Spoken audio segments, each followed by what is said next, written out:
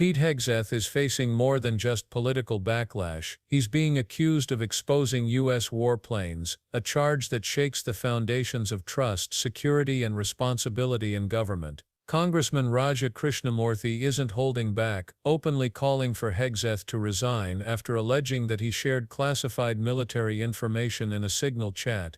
If true, this wouldn't be some minor lapse in judgment. It could go down as one of the most serious breaches of operational security in recent memory, a story that raises questions about leadership, accountability, and the thin line between political defense and national security disaster. The allegation wasn't made in passing. Krishnamurthy came armed with examples of the very messages that were allegedly shared, holding them up as proof before a tense congressional audience. Krishnamurthy. Good morning. Thank you, Mr. Chair, and thank you to our witnesses for coming. Thank you for your service. Director Gabbard, you said no classified information was included in the Signal chat, correct?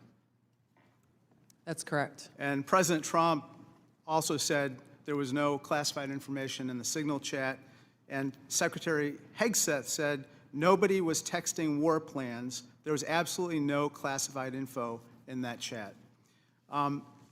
Lieutenant General Cruz, I'd like to talk to you about a couple things real quick. Executive Order 13526, Section 1.4a. This is the Trump administration's executive order with regard to classified information. It says, information shall be classified if its unauthorized disclosure could reasonably be expected to cause damage to national security, including military plans, weapon systems, or operations. You don't disagree that that's accurately quoted, right? That's an accurate quote from the executive order. And DOD 5200.01, this is the DOD's manual on classification, says, quote, information shall be classified if its unauthorized disclosure could reasonably be expected to cause describable damage to national security. This includes military plans, weapon systems, or operations. You don't disagree that I quoted that accurately, right? That's also an accurate quote. Can I show you I'd like to show you the text that Secretary Hegseth actually published to the world. Now, Lieutenant General Cruz, as Ranking Member Himes said, it says, time now, weather is favorable, just confirmed with CENTCOM we are a go for mission launch. Then it says at 12:15 Eastern, F-18's launch, first strike package. F-18s are military systems, correct? Weapon systems. They are. Okay. 1345, trigger-based F-18 first strike window starts. Target terrorist is at his known location, so should be on time.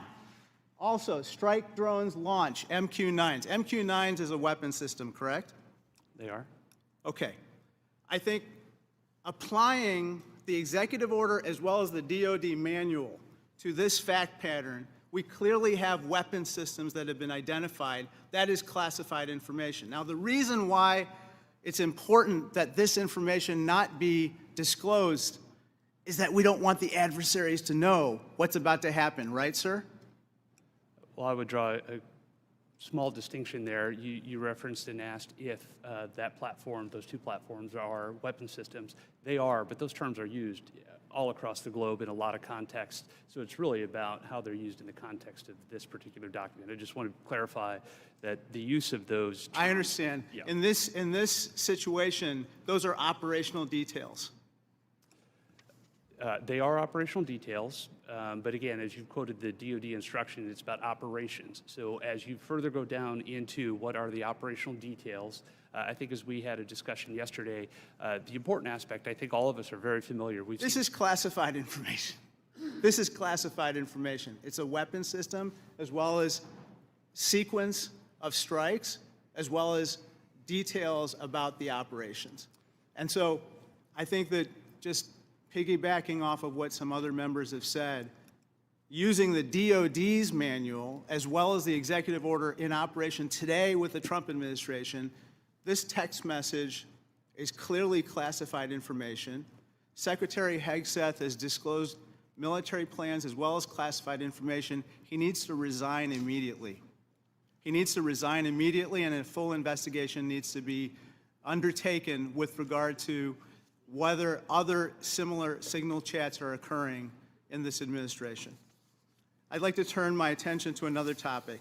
Director Patel, according to the DOJ, in 2022, the FBI-led Joint Terrorism Task Force, JTTF, in my hometown of Chicago, valiantly led efforts to prevent a plot to attack Naval Station Great Lakes in Illinois. You don't dispute that, do you, sir? I'm not familiar with it, but I don't dispute what you're telling me. Thank you. A memo obtained by ABC 7 News of Chicago said that this task force will now be, quote, actively supporting, close quote, the Department of Homeland Security and its immigration enforcement. You don't dispute that either, do you? I'm just not familiar with it, sir. Okay. Sir, I just have to say, the DOJ has now tasked JTTFs to shift some resources to immigration enforcement efforts. And I don't say this lightly, if there's a terrorist attack anywhere in the country, including in Chicago, and it was because the JTTFs in part shifted resources, they'll be held to pay. Thank you, sir. They weren't general statements, they weren't harmless banter. These were detailed communications that described launch times, specific aircraft, and confirmation from military command. One of the texts read, "Time now, weather is favorable, just confirmed with CENTCOM, we are a go for mission launch."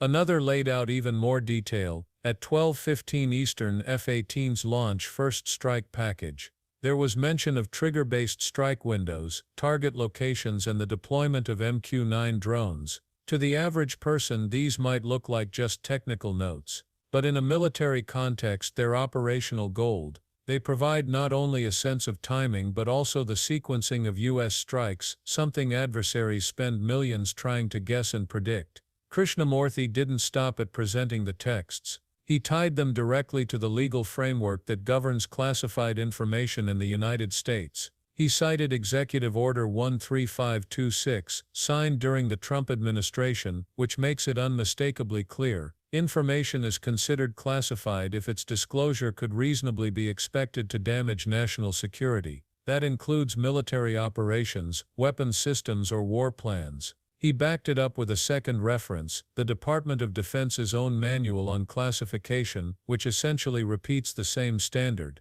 His case was devastatingly simple. Under the very rules Hegseth's administration had set, these messages checked every box of what counts as classified. And that's where the debate becomes unavoidable. Classification isn't about whether a word like F-18 is secret in itself. Everyone knows the U.S. military operates fighter jets. The existence of drones is no mystery. The issue isn't about the name of a weapon system, it's about how those details fit together. In intelligence, context is everything. A single word may not reveal much, but combine it with timing, location, and sequence, and suddenly you've built a map of operations. It's like a puzzle. One piece means nothing on its own but fit enough together and the full picture is visible. That's why the military treats operational security, or OPSEC, as sacred. Because while the public may not see the danger in a phrase or timestamp, adversaries know exactly how to use it. The stakes couldn't be higher. Timing, weapon systems, and strike windows aren't just abstract details.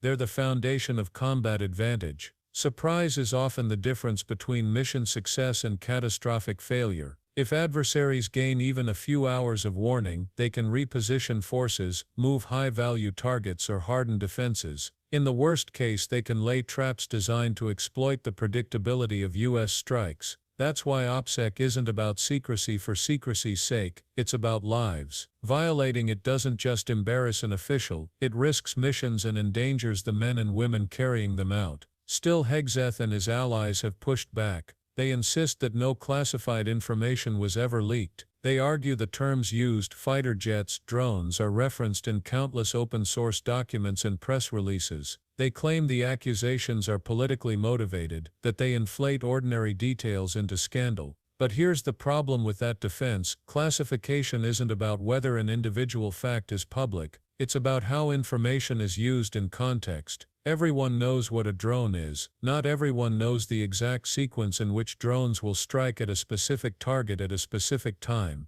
And that's where Hegseth's alleged texts land firmly in the danger zone. Krishnamurthy's case also carried a sting of irony. He pointed out that the same administration now defending Hegseth had written the very rules that defined this as classified. Executive Order 13526 wasn't written by his opponents, it came from Trump's own White House. If those rules are ignored now, what message does that send? That rules apply only when convenient. That national security standards bend depending on who's being accused. That double standard is precisely what makes this controversy more than a routine political fight. The issue extends beyond whether Pete Hegseth personally mishandled classified material. It raises larger questions about the culture inside the administration itself. Is there a pattern of carelessness at the highest levels of government? Is there a sense that encrypted apps like Signal make it safe to casually share sensitive information, as though encryption erases the danger of leaking operational details? Experts warn that this mindset is dangerous. Encryption prevents outsiders from snooping, but it doesn't make classified details any less sensitive.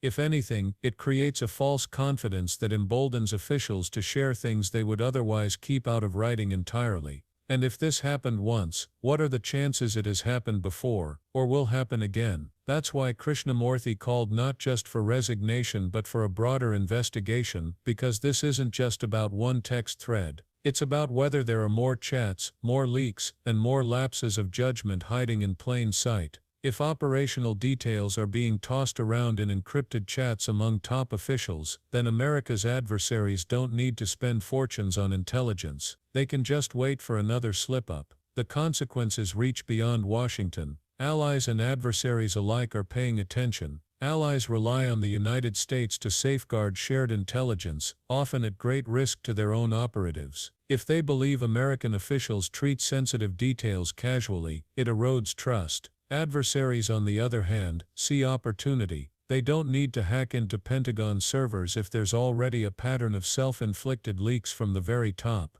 That's what makes the call for resignation so explosive. It's not just about one man's fate, it's about the credibility of America's entire national security framework. If the rules can be bent or ignored for political convenience, then what's the point of having rules at all? And if the rules are enforced equally, then the precedent is clear. Even powerful figures like Hegseth must face consequences. Either way, this is a turning point. The fight now shifts to perception. Is this truly a resignation-level offense, or is it political theater designed to weaken an influential figure? Supporters of Hegseth say this is nothing more than a partisan hit job, a way to smear him with exaggerated charges. Critics argue the evidence speaks for itself, and that downplaying it undermines the seriousness of national security. Both sides know the stakes are enormous, not just for Hegseth personally, but for the broader debate over accountability in government. And the irony doesn't stop there. The controversy underscores a brutal reality. America's enemies don't always have to work hard to find vulnerabilities. Sometimes officials hand them over willingly, whether out of arrogance, carelessness, or political calculation. That's why this story matters beyond the headlines. Because if rules on classified information only apply to some people, then they're meaningless. And if they're meaningless, America's adversaries are already winning without firing a single shot.